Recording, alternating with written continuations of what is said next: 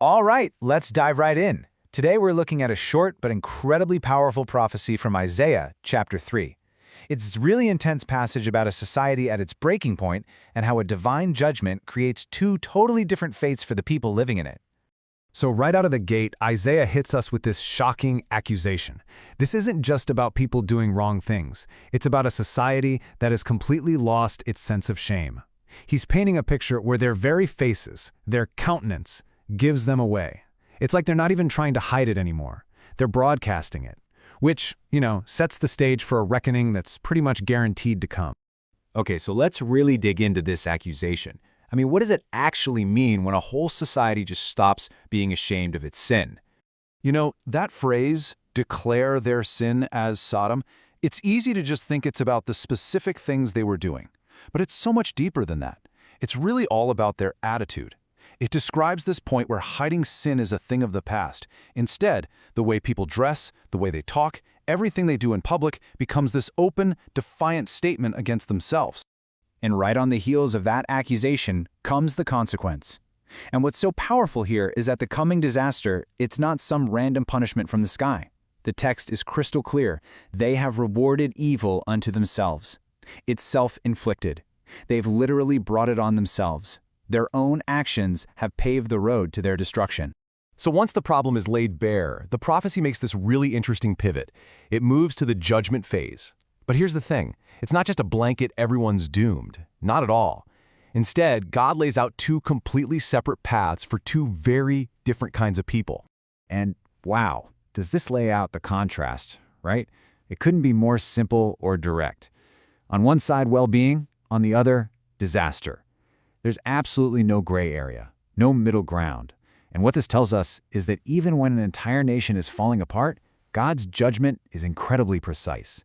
It's not about your nationality, it's about what you've done. So for the righteous, that phrase, they shall eat the fruit of their doings, is everything. It's this powerful metaphor, right? Their reward, their safety, it's a direct result of the life they've lived. Even with the nation collapsing around them, their good actions are actually producing a harvest of protection and peace. Okay, now flip that coin over and look at the warning for the wicked. The language is almost identical, and that's on purpose. They also get a reward, the reward of his hands. It's a perfect mirror image. They're getting back exactly what they put out into the world. As the saying goes, what goes around comes around.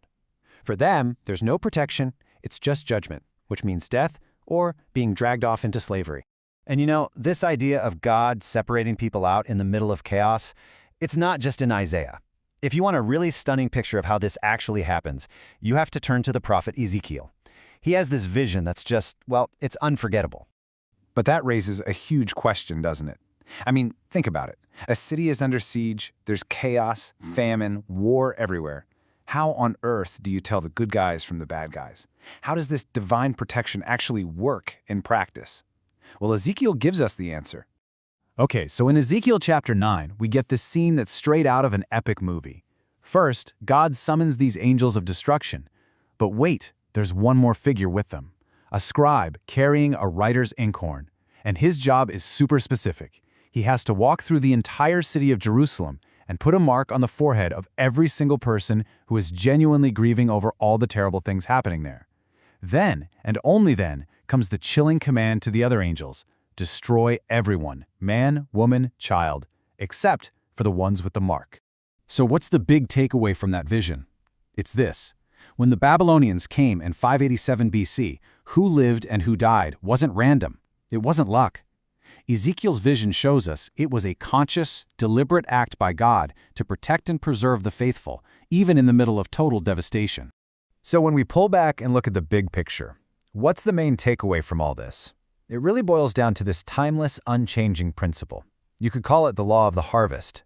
The idea that what we do, how we think, the choices we make, they all have consequences. They produce a result, for good or for bad. And that really brings it home for us, doesn't it? Sure, Isaiah was talking about a specific time and place, ancient Judah.